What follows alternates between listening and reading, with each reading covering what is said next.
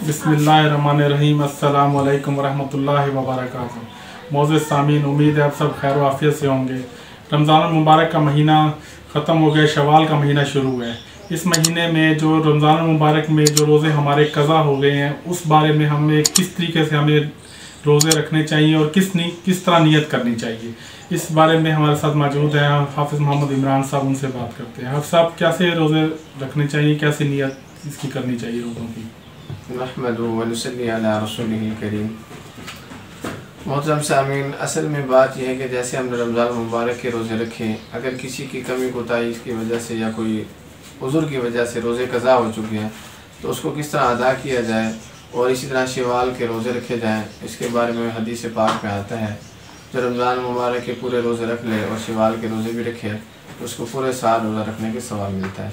जो हमारे रोज़े कज़ा हुए हैं उस बारे में हमें क्या करना चाहिए, इस बारे में आज हमारे साथ हज़रत मुफ्ती तारिक मसूद साहब हैं, उनका बयान सुनते हैं। वो क्या कहते हैं। रोज़ों में नियत का तरीक़ा।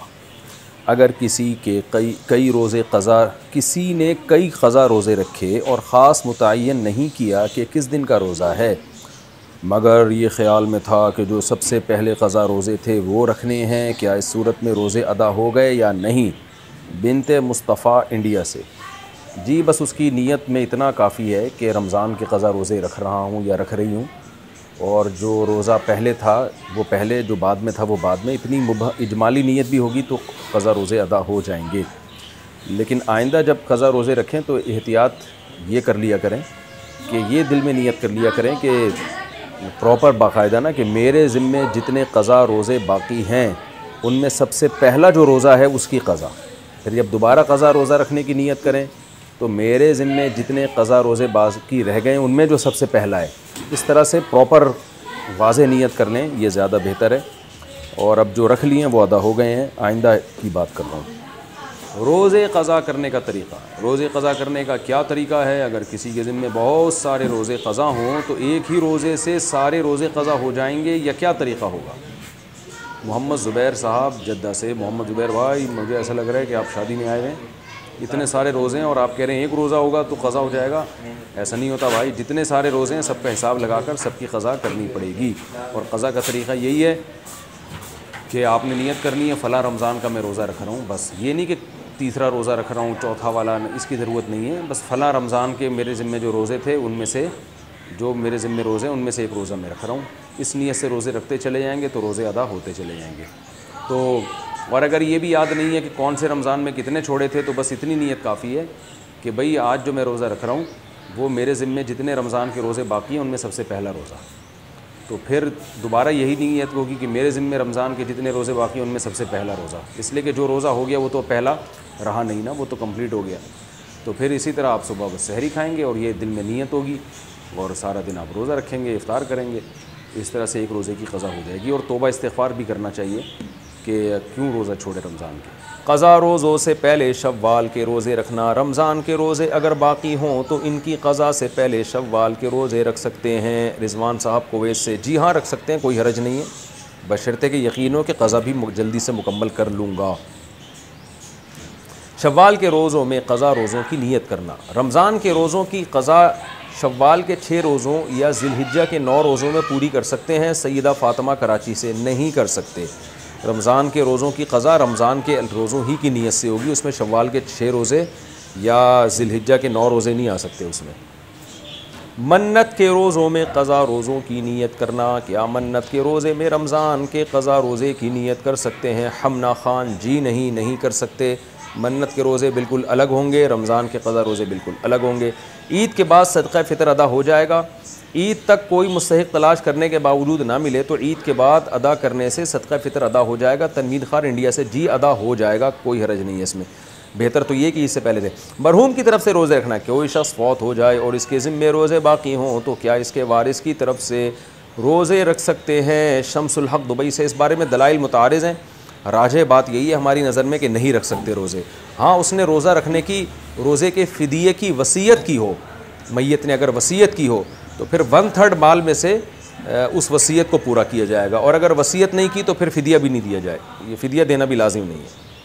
ساری زندگی کے روزوں کا کفارہ کیا ہے؟ اگر کوئی شخص فوت ہو جائے اور اس کے ذمے ساری زندگی کی نمازیں اور روزے ہوں تو اس کے لیے کیا کیا جائے؟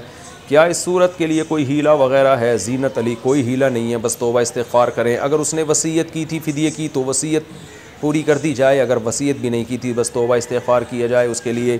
روزے کے فدیے کی رقم کہاں خرچ کی جائے؟ مرحوم والدین کے روزے یا نماز کے فدیے کی رقم کن مصارف میں خرچ کی جا سکتی ہے؟ تعمیر مسجد یا مدرسہ میں، یا کسی غریب سگے یا دور کے رشتہ دار کو دی جا سکتی ہے؟ شوکی صاحب کراچی سے۔ جناب، فدیے کی رقم کا مستحق وہی ہے جو زکوٰۃ کا مستحق ہے، اس میں مالک بنانا ضروری ہے غریب کو، تو قریبی رشتہ دار کو بھی دے سکتے ہیں، کوئی بھی غریب مسکین ہو اس کو دے سکتے ہیں، مدرسوں میں بھی دے سکتے ہیں، بشرطے کہ مدرسے کی انتظامیہ پر اطمینان ہو کہ یہ زکوٰۃ کے مستحقین میں یہ رقم خرچ کرے گی۔ تو جہاں زکوٰۃ خرچ ہو سکتی ہے وہاں روزے اور نماز کے فدیے کی رقم خرچ ہو سکتی ہے۔ اچھا بھائی، 8 سال کے سجدہ تلاوت کی قضا کا طریقہ: اگر کسی شخص نے پچھلے 8 سالوں سے اب تک لا علمی کی وجہ سے سجدہ تلاوت ادا نہ کیا ہو تو کیا حکم ہوگا؟ عرفان صاحب دبئی سے۔ ادا کر لے، اندازہ لگا لے کہ کتنے سجدے ہوں گے میرے ذمہ، بہت زیادہ 1000 ہوں گے، 2000 ہوں گے، تو روزانہ 4 5 6 7 8 10 سجدے کر لے، انشاءاللہ تھوڑے دنوں میں پورے ہو جائیں گے۔ تو کوئی بہت زیادہ ٹائم تو نہیں لگتا سجدہ کرنے میں، اور ثواب کتنا ہے سجدہ کرنے کا؟ حدیث میں آتا ہے جو ایک سجدہ کرتا ہے اللہ اس کا ایک درجہ بلند کرتا ہے اور ایک گناہ اللہ اس کا معاف کرتا ہے۔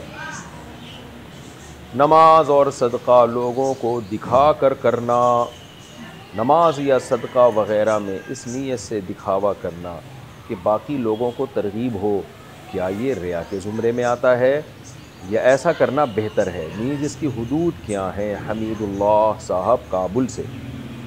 دیکھو، قرآن میں اللہ نے بیان کیا کہ ہمارے نیک بندے دکھا کے بھی صدقہ کرتے ہیں، چھپا کے بھی کرتے ہیں۔ چھپا کے کیوں کرتے ہیں؟ اخلاص کی وجہ سے۔ دکھا کے کیوں کرتے ہیں؟ لوگوں کو ترغیب دینے کے لیے۔ تو اس سے ہمیں پتہ چلتا ہے کہ اگر لوگوں کو دکھا کے آپ عبادت کر رہے ہیں اور آپ کا مقصد دکھلاوا نہیں ہے بلکہ لوگوں کو ترغیب دینا ہے تو یہ بالکل جائز ہے۔ تو نماز دیکھیں حدیث میں آتا ہے نا، اپنے گھروں کو قبرستان نہ بناؤ، گھروں میں بھی نماز پڑھا کرو، یعنی سنتیں۔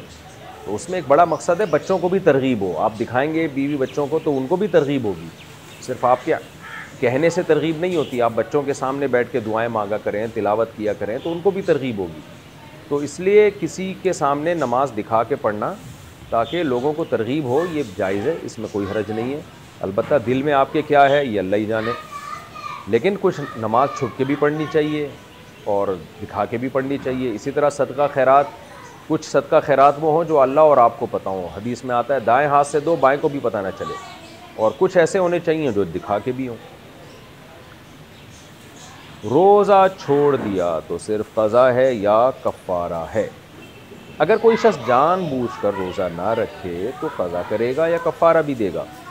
دیکھیں، کفارہ ہوتا ہے روزہ توڑنے کی صورت میں، چھوڑنے کی صورت میں نہیں ہوتا۔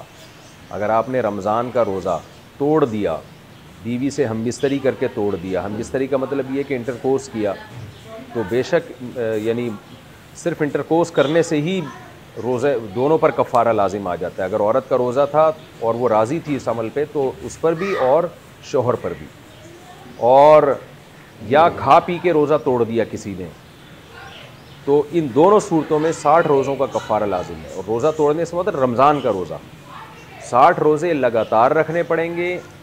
ایک روزے کا بھی درمیان میں ناغہ ہو گیا، چاہے بیماری کی وجہ سے ہوا ہو، تو نئے سرے سے دوبارہ رکھنے پڑیں گے۔ البتہ خواتین کو اگر درمیان میں مینسز آ گئے تو وہ دن خارج ہیں اس سے، جیسے ہی مینسز ختم ہوں گے دوبارہ کنٹینیو کر لیں، تو اس طرح سے 60 کنٹینیو کریں گے۔ تو یہ ضروری ہے، یہ بہت بڑا جرم ہے، گناہ ہے رمضان کا روزہ توڑ دینا، اور چھوڑ دینا بھی بہت بڑا جرم ہے، بہت بڑا گناہ ہے، لیکن چھوڑنے کا کفارہ نہیں ہے، بعد میں ایک روزے کی قضا ہے بس۔ کیسے رکھنی ہے، اور اسی طرح صدقہ الفطر اور بہت سارے مسائل انہوں نے اہم بتا دیے، ہم ان پر عمل کر کے جو ہمارے روزے قضا ہو چکے ہیں ان کو ادا کریں۔ اللہ تعالیٰ عمل کرنے کی توفیق نصیب فرمائے۔ آمین۔